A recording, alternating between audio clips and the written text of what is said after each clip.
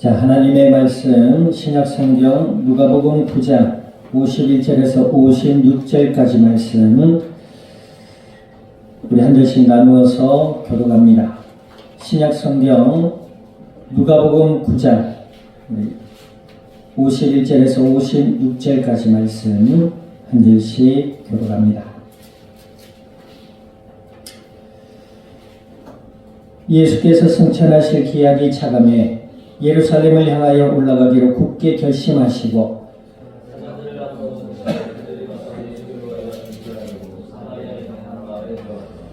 예수께서 예루살렘을 향하여 가시기 때문에 그들이 받아들이지 아니하는지라.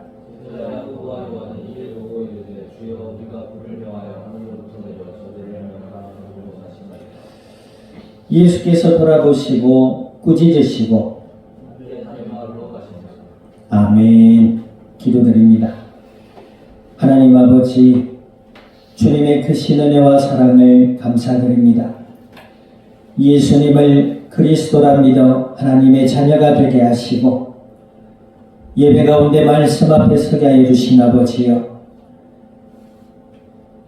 친히 주관하시며 성령으로 충만케 하여 주시고 진리의 말씀이 저희들의 마음으로부터 믿어지는 은혜가 있게 하시며 생각의 변화를 받고 삶 가운데 하나님과 함께하는 임마누엘의 은혜로 말미암아 아버지 하나님의 뜻이 이루어지게 하시고 주님의 영광만이 나타나게 하여 주시옵소서.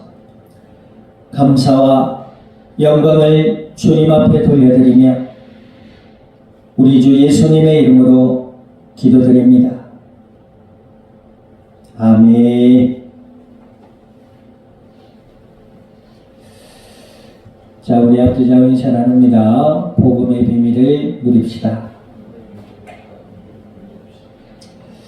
요즘 아시아컵 축구 이야기가 우리나라를 넘어서 전 세계적으로 이슈가 되고 있어요. 이 개인 미디어, 1인 미디어 세계, SNS나 이러한 미디어 방송을 통해서 어떠한 사건들이 이제 파급력이 굉장히 커진 세대를 살고 있다, 이렇게 느껴집니다. 이제 사람들이 축구 이야기하는 것 같지만 사실 그들의 사람들의 생각과 삶을 그대로 보여주는 모습이다, 저는 이렇게 느껴졌어요. 특별히 이제 감독과 한 어린 선수의 이야기를 통해서 사람이 공감대가 없이 자기만 알고 자만하고 교만 속에 살면 사람들에게 이런 안 좋은 영향을 줄 수 있구나, 이런 것들을 느끼게 되고, 또 어떤 한 사람, 주장이라는 한 사람을 통해서는 사람이 저렇게 자신을 낮출 줄 알고 사람들에게 선으로 대할 줄 안다면 사람들이 다 좋아하는구나. 우리는 일반적인 교훈이에요, 사실. 하지만 그들의 위치에서는 그들은 그렇게 일반적인 교훈을 지키며 살아가기가 사실은 쉽지 않다라는 것이죠. 어찌되었든 좋은 영향을 미치고 있는 한 선수의 모습을 보면서 이런 걸 느꼈어요. 저 사람의, 우리가 성장 배경을 알잖아요. 주장을 했던 선수, 실명을 거론할 수는 없지만 어찌되었든 그 선수의 어린 날의 생활과 삶의 모습을 우리는 조금은 간접적으로 들어서 알 수 있어요. 어려서부터 아버지의 훈육과 또 좀 어려운 생활을 통해서 삶에 대해서 이제 먼저 배웠던 모습을 우리는 보게 됩니다. 반면에 어린 선수고 지금 전 세계적으로 욕을 먹고 있는 그 선수는 어때요? 어려서부터 많은 사람들에게 인정받고 살았어요. 그리고 가정에서도 모르긴 몰라도 그래 오냐 하고 자랐을 것 같아요. 그런데 어려서부터 인정받지 못하고 무명의 생활을 거치면서 겸손을 배우고 또 그 시간을 통해서 인내와 노력을 배웠던 사람은 날이 갈수록 사람들에게 좋은 영향력을 미치면서 자신의 삶에도 큰 명예와 부를 얻고 살아가는 모습을 우리는 보게 되고, 어려서부터 인정을 받고 산 사람은 오히려 그죠? 성인이 되었음에도 불구하고 자기밖에 모르는 생각과 삶 속에서 남들에게 좋지 않는 모습으로 비춰지고 있다라는 거. 그리고 저는 이제 주장이라는 그 사람을 보면서 몇 가지를 느꼈어요. 아, 저 친구가 아버지의 가르침을 마음으로 그대로 받았구나. 아버지가 아무리 좋은 것을 가르친다 하더라도 자녀의 입장에서 그것을 듣지 않거나 자신의 생각에 고집이 강하면 무슨 그런 오늘날의 어떤 그런 인물이 나타날 수 없겠지요. 그 친구를 보면서 아, 저 친구는 마음에 순전함이 있구나. 아버지의 때로는 힘이 들고 어려웠을 때도 있었겠지만 아버지라는 정신적 지주와 또 육체적 지도 아래서 저렇게 자신의 가치와 기준을 만들면서 커갔고, 대표적인 예. 하지만 그도 인간이기 때문에 하나님을 떠난 어두운 가운데 살아갈 수밖에 없죠. 아시안컵이라는 그 시합을 겪으면서 다시는 거기에 대해서 얘기를 하기 싫다, 이런 식으로 표현을 했다고 하지요. 얼마나 마음에 어려움이 컸겠냐라는 거예요. 그것은 아무리 훌륭한 사람이라 하더라도 인간적인 면모를 그대로 보여주고 있는 모습이다라는 거예요.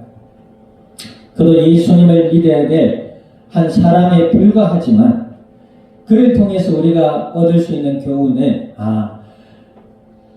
부모의 가르침을, 좋은 가르침을 그대로 받아들였던 그 자녀의 그 삶의 모습이 사람들에게 좋은 영향력을 미치고 있다는 것은 사실인 거예요.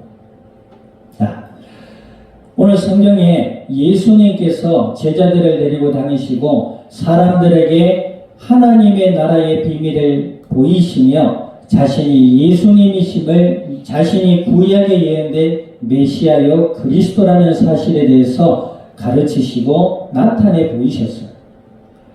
그럼에도 불구하고 제자들은 그 사실에 대한 관심이나 생각보다 자신들의 내면 속에 있는 자아가 기준이 높고 또 예수 그리스도 예수님을 통해서 자신들이 세상 속에 어떤 명예나 한 자리를 얻을 수 있을 거라는 욕심과 기대 때문에 예수님의 모습과 말씀이 마음에 들려지지를 않았던 것. 뿐만 아니라 이스라엘 백성들이 고대했던 메시아가 이 땅에 오셨음에도 불구하고 사람들은 목수의 아들이라 여기고 그 예수님을 자신의 메시아로 받아들일 수가 없었어요. 뿐만 아니라 오늘 보면은 사마리아 사람들이 나와요. 예수님께서 51절 읽어봅니다. 51절 시작. 예수께서 승천하실 기약이 차감해 예루살렘을 향하여 올라가기로 굳게 결심하시고, 이 말이 무슨 말이냐? 십자가에 죽을 날이 다가와간다. 예수님, 하나님이 사람의 몸으로 이 땅에 오셔서 죽음 앞에 사람처럼 두려움을 마음을 가지시고 그 기약이 다가오매 굳게 결심하셨다. 그러면서 52절 읽어보세요. 52절 시작. 사자들을 앞서 보내시면 그들이 가서 예수를 위해 준비하려고 사마리아인의 한 마을에 들어갔다. 여기서 이제 사마리아라는 마을이 나와요. 이 사마리아라는 마을은 어떤 마을이냐면 이스라엘 민족 중에서 이제 디아스포라, 이방에게 붙잡혀가서 이방 혈통으로 자란 이스라엘 민족을 얘기해요. 이것이 이스라엘 이 사마리아인들에게 어떤 삶이냐면 이스라엘 백성들은 자신들이 히브리 민족이요 정통 유대인이다라는 사상을 가지고 있었어요. 근데 이 사마리아 사람들은 어떤 사람이다? 혼혈 민족이란 말이에요. 그러니까 너희들은 순수 혈통이 아니야. 그래서 이방인처럼 취급을 받았던 이스라엘 민족들. 얼마나 이 차별을 받았냐면 이스라엘 백성들은 이 사마리아 성을 지나가지도 않고 지나가면 빠를 텐데 그 길을 지나가지도 않고 돌아갔어요. 사마리아 사람들을 만나면 못 본 척하면서 외면하고 그 정도로 차별을 받았던 마을 사람들이에요. 근데 그 사마리아 지역을 지나가게 생겼단 말이에요. 예수님께서 미리 사자들 해서 제자들이겠죠. 제자들을 보내서 사마리아의 한 마을에 예수님이 그 지역을 지나갈 때 쉬시려고 어떤 한 곳을 준비하라고 보냈는데, 자, 어떤 일이 일어나죠? 자, 53절을 봅니다. 53절 시작. 예수께서 예루살렘을 향하여 가시기 때문에 그들이 받아들이지 아니했다. 이스라엘 민족 중에서도 차별되어 외면되었던 사마리아인마저도 예수님을 받아들이지 않았어요. 역사 중에 우리가 흑인 노예 역사를 알잖아요.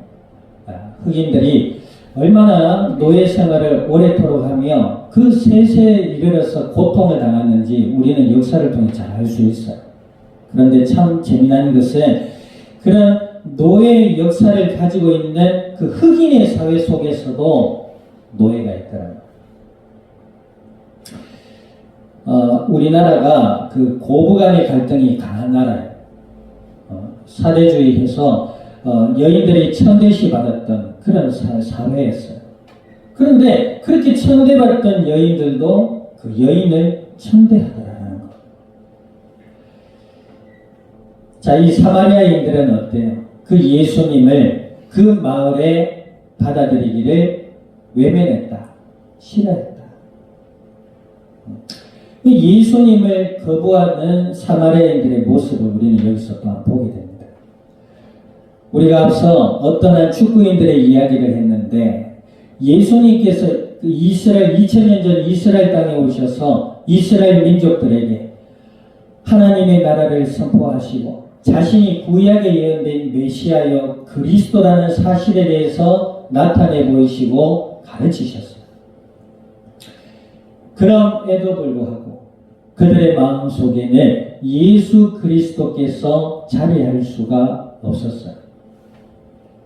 예수님을 믿지 않고 자신들의 상처와 자신들의 배경과 자신들의 생각 속에 사로잡혀 하나님이 사람의 몸을 입고 이 땅에 오셔서 인간의 죄와 저주와 고통의 문제를 해결해 주시고 하나님을 만나는 영원한 길 되신 예수 그리스도를 보이시고 가르쳤음에도 불구하고 그들은 마음에 받아들이지를 않았던 것입니다. 그러면서 그들의 슬픔과 마음속의 고통과 또 교만과 아픔과 저주의 문제들이 해결되지를 않았다는 것. 단적인 예로 제자들이 예수님을 따라다니면서도 늘 싸우죠. 마음에 평안이 없는 모습을 우리는 보게 돼. 누가 잘났냐? 누가 크냐? 누가 잘났냐 이 말이에요. 누가 예수님께 더 인정받느냐? 예수님을 잘 알지 못하면서. 교회에서도 성도님들이 신앙생활을 할 때에 목사님을 잘 알지 못하면서 목사님을 자꾸 인정하고 막 목사님께 막 잘 보이려고 하는 사람들이 있어요. 서로 간에 사랑하고 존중해야 될 점이 있습니다. 하지만 일반적으로 아이고 우리 목사님을 언제 안다고 목사님을 잘 모르면서 목사님 저 목사님이 믿음과 삶이 하나님의 은혜 아래 있구나 또 은혜 아래 있는가 살피려 하지 않고 아멘 무조건 맹신한단 말이에요. 우리나라 사람들이 그래요.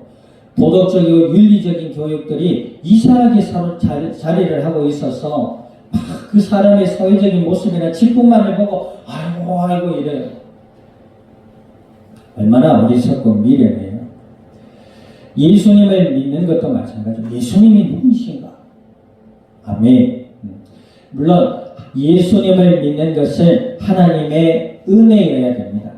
아멘. 그래서 우리는 계시를 믿는다 그래요. 하나님이 우리에게 나타내 보이신 것만 믿는다는 거예요. 하지만 하나님이 우리에게 그 하나님의 계시를 나타내실 때에 우리의 마음과 우리의 이성과 우리의 의지가 작용하는 거예요. 아멘. 그래서 사도 바울의 선약 성경에 사람들에게 이렇게 합니다. 예수님을 믿음으로 알아가라. 너희가 예수님을 믿는 믿음 아래 있는지 스스로 입증해라. 그런 말씀을 하고 있다는 겁니다. 오늘 이스라엘 백성들 그 안에서 또 차별받고 슬픔과 아픔과 고통과 상처 속에 살던 이 사마리아인들마저도 예수님을 거부했어요. 이것은 인간의 교만과 불신앙의 단적인 모습을 우리는 또 보게 되는 것입니다. 하나님의 은혜 아래 있는 자의 모습은 뭐다? 예수님을 어린아이같이 나의 메시아로 믿는 자들이다. 아멘. 그러면 누구처럼 될 수 있냐? 이 말이 아니에요. 보니까 우리나라 국대에 주장했던 그 선수는 이번에 다시 재계약을 하는데 어마어마한 연봉으로 다시 재계약을 한대요. 그런데 30살이 넘은 선수에게 이런 재계약의 연장은 극히 드문 일이었대요. 그래서 35살까지입니까? 또 1년에 35살까지 예상 금액이 2천억이 넘더라고요. 그럼 그만큼 돈을 벌게 되느냐? 그런 말이 아니잖아요. 예수님을 하나님의 아들이라 믿는 믿음의 사람은 하나님의 자녀가 되는 거예요. 아멘. 하나님의 예수님을 믿는 사람이 어째 그런 사람인가 나오냐 이거지. 성경에 보면 위대한 인물들이 우리가 성경의 역사를 봐서 믿음의 눈으로 봐서 그렇지 세상에 큰 영향력을 미친 사람도 오히려 불신자들이에요. 그만큼 되느냐? 이 말이 아니에요. 예수님을 믿으면 하나님의 자녀가 되는 거야. 아멘. 하나님의 자녀가 되어서 하나님의 말씀을 따라 살아가게 되는 거야. 그러면 그 말씀이 복잡한 것이냐? 아니다라는 거야. 예수님을 통해서 하나님의 은혜와 사랑을 알고 나에게 생명의 은혜를 알고 내 삶에 함께 하시는 그 은혜를 알아서 하나님을 사랑하게 되는 거예요. 요즘 그런다면서 예수님 믿는다 하면서 오전에 예배드리고 오후에는 전쟁이 찾아가고 주중에는 절에도 가고 그런 사람들이 있다면서요. 그럴 수 있어요. 그러나 예수님을 믿고 하나님을 만난 자들은 그럴 수가 없어요. 하나님을 사랑하게 되는 줄 믿습니다. 아멘. 그러니까 하나님을 사랑하는 마음이 일어나는 거예요. 태초에 하나님이 천지를 창조하시니라.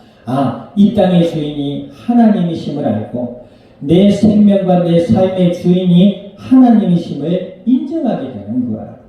하나님 사랑합니다.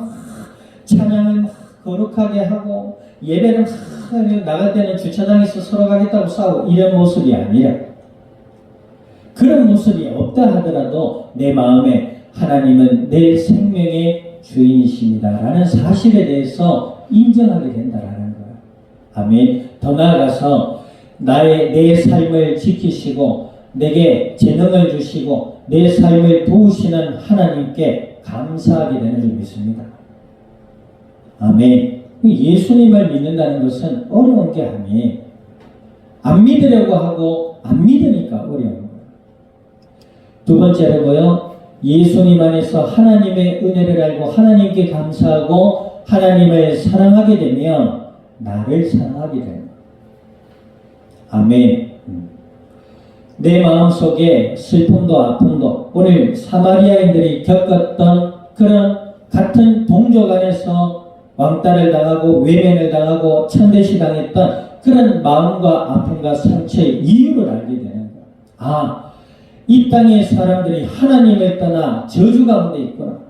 그 마음에 어둠이 사로잡혀 자신이 교만하여 악한 마귀의 사탄의 거짓말에 마음을 뺏겨 살아가고 있구나.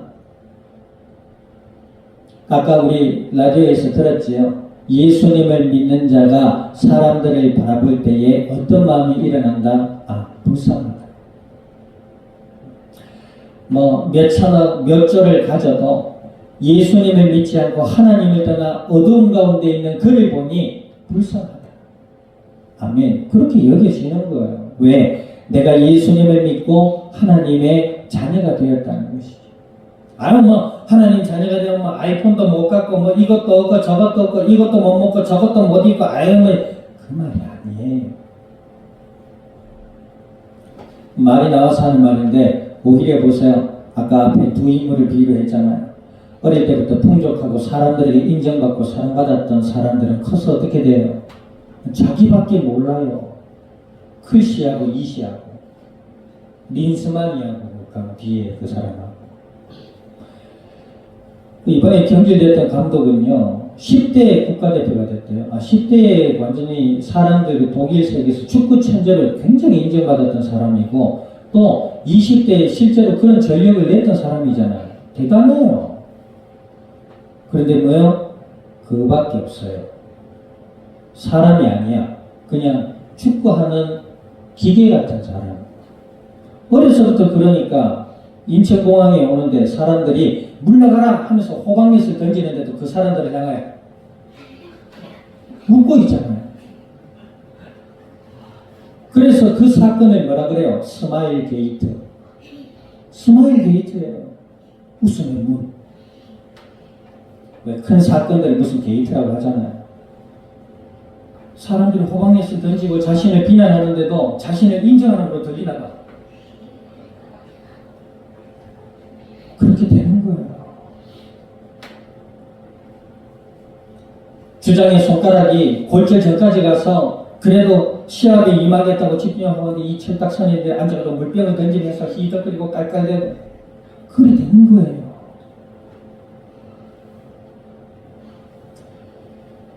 오히려 가난이 복이에요.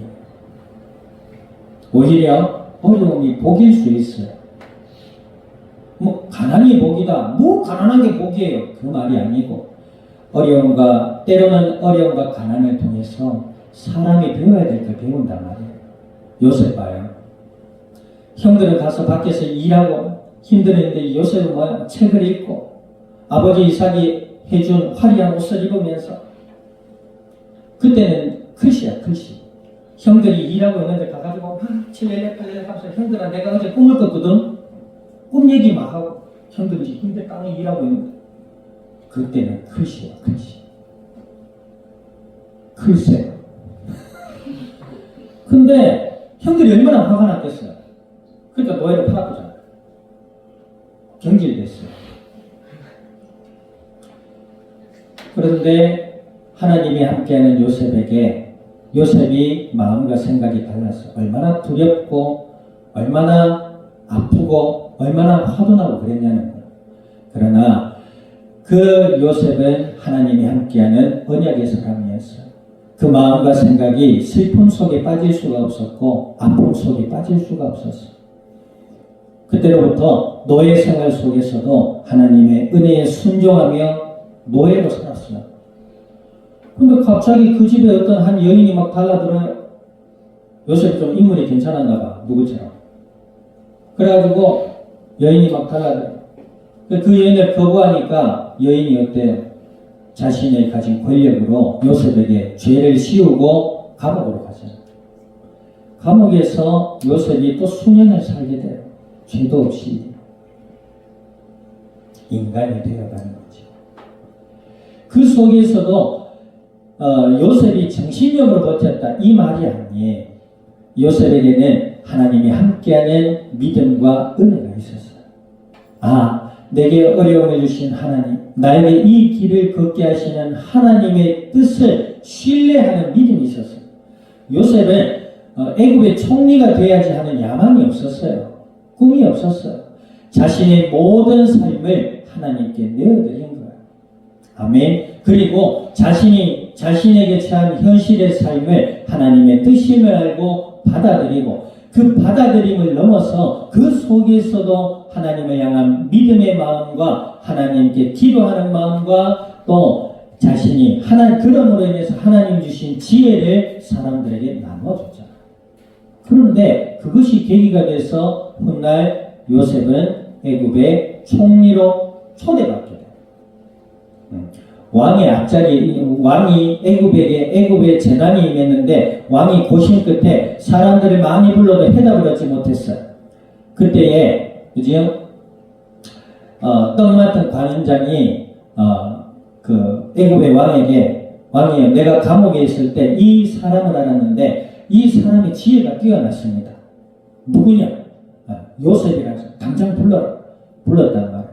그래서 요셉은 그 왕 앞에 가서 왕이여, 내가 믿는 하나님이 내게 주신 지혜로 왕에게 말씀드리겠습니다 하고 그 재앙에 대해서 대처하는 방법을 이야기하지. 내가 이 얘기를 들어보지 못했다. 이 자가 누구냐? 너는 내 옆에서 나를 도와서 정치를 해라. 총리가 되는 거야. 이 예수님을 믿는 중에 오히려 우리의 삶이 내가 의도치 않게 더 어려워질 수 있어요. 그러나 예수님을 믿는 자는 그를 통해서 오히려 더 큰 은혜와 복을 받게 되는 줄 믿습니다. 아멘. 세상을 이길 수 있는, 여유롭게 이길 수 있는 믿음과 마음을 얻게 되는 거야. 당장에 나는 가지지 못하고 누리지 못하는데 그런 사람은 커서도 그래요. 아무리 큰 부와 명예를 가져다 줘도 이러고 살걸요. 큰 부와 명예를 얻지도 못해요. 늘 불평하고 불만 가지고 원망하고 살다가 주위에 복된 사람도 없고, 사람들이 봐봐요. 우리 스스로 한번 생각해봐요. 사람을 만나는데 그 사람이 늘 불평하고 원망하고 뭐 이러니 저러니 하면 좋아요, 싫어요? 오히려 좋은 이야기가 한두 번 들으면 싫어진다면서요. 근데 안 좋은 이야기를 계속 들으면 좋아요, 싫어요? 싫단 말이에요. 근데 반대로 그래, 얘가 얼마나 고민이 컸으면, 얘가 얼마나 나를 의지하면 이런 이야기를 할까, 역시 나는 괜찮아 이러면서 계속 들어주고 이상한 거예요.